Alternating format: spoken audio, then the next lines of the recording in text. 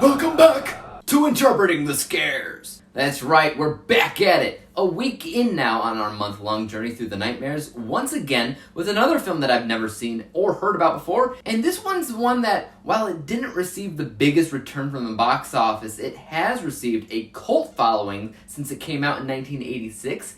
It's B horror film Night of the Creeps.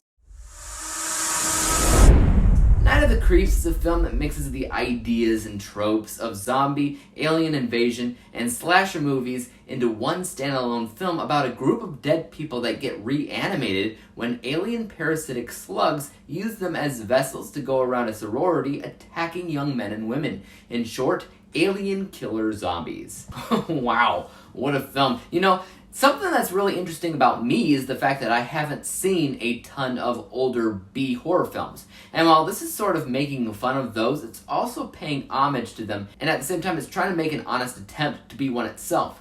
There's clearly a lot of love for that era of horror in this film, because even though it is silly and in part a comedy, there's parts of the film that, as the title suggests, are creepy, you know, in a classic sense. In addition to the many tropes that this film has, all of the main characters are named after famous horror directors such as Romero, Carpenter, Raimi, Cronenberg, and Craven, and I loved that. As a B-movie itself, you could bet that there's going to be a lot of focus on things like practical effects and makeup when it comes down to gore or creature designs, and all of that was honestly very, very well done. A bit cheesy in 2022, of course, but there's a certain feeling of nostalgia watching stuff like that, and I've always preferred the look of practical effects over CGI anyway, because no matter how real the effect looks, you can usually still tell when something is really there on set with the actors. Sure, you might be able to tell that it's makeup or animatronic or fake in any other sense of the word, but at least it is there,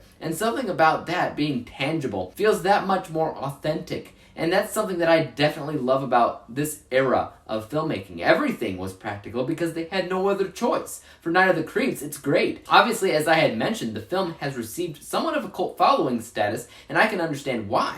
You have all the other B horror movies that start with Night of the whatever, right? But Night of the Creeps specifically has a feeling of love and admiration for that genre. It's kind of a mixtape, if you will, so, you know, it's much more jam-packed with all the stuff that you love to see from the genre in one little neat package.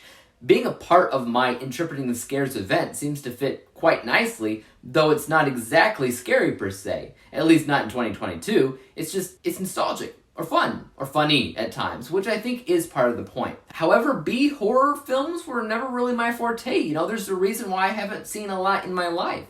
You know, who knows, maybe that'll change. Maybe next year's Interpreting the Scares theme will be all old school B horror films. You know, maybe it'll be black and white horror. Maybe it'll be foreign. Maybe it'll be all creature features, or, you know, whatever, since there's usually a theme. But as it is now, I can't say that I was fully in the target audience, but I can say that I had fun with it in a way that I didn't think I would. Other than that, I'm having a hard time finding things that are specifically negatives for me. I think that it was competently made well, and they achieved what they set out for, which is one of the best things that I can say about any movie, horror or not. With that being said, let's go ahead and talk about my final score. Funny enough, if you go back to my score for Splinter, which I reviewed on October 2nd, that has the same exact unbiased, biased score and final score as Night of the Creeps. It's an exact tie with one another, which is not a bad thing because I did enjoy Splinter as well. But to give you kind of an idea, my unbiased score is 72% because it was made competently. You know, the practical effects are phenomenal. The premise is great, but there's a lot of normal characters in the movie that I think are somewhat forgettable at the end of the day, which is the best thing in the world.